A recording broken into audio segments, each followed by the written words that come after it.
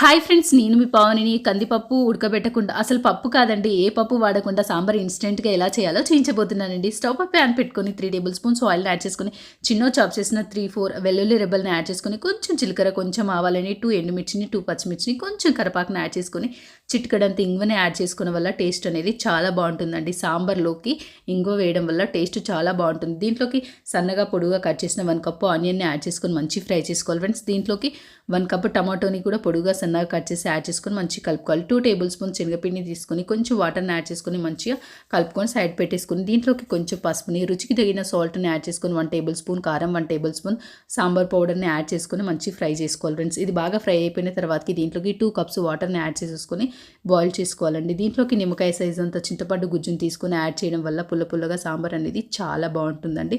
ఇది బాగా మరిగేటప్పుడు మనం ముందుగా కలిపెట్టుకున్న మిశ్రమాన్ని, శనగపిండిని దీంట్లో యాడ్ చేసేసుకొని మంచి కలుపుకోవాలండి. ఇది బాగా మరిగేంత వరకు మరిగించుకోవాలి. దీంట్లోకి ఇష్టం ఉన్న వాళ్ళైతే కొంచెం తీయగా ఉండాలనుకుంటే కొంచెం బెల్లంని యాడ్ చేసుకోవచ్చు, లేదంటే స్కిప్ చేసుకోవచ్చు. నేను చిన్న ముక్క బెల్లంని అయితే యాడ్ చేస్తున్నానండి. యాడ్ చేసి బాగా మరిగించుకుంటే ఒక 10 మినిట్స్ సిమ్లో పెట్టి మరిగించుకున్నామంటే సాంబార్ అయితే మనకు రెడీ అయిపోతుంది. కొంచెం కొత్తిమీర, కొంచెం పుదీనాను కూడా యాడ్ చేసుకొని మంచిగా మరిగించుకుంటే సరిపోతుంది. చూడండి ఎంత బాగుంది కదా. పప్పు ఉడకబెట్టే పని లేకుండా ఇన్స్టెంట్గా చాలా బాగా తొందరగా చేసుకోవచ్చు. మీరు కూడా తప్పకుండా ట్రై చేసి చూడండి friends. Thank you for watching video. Please like, share, comment.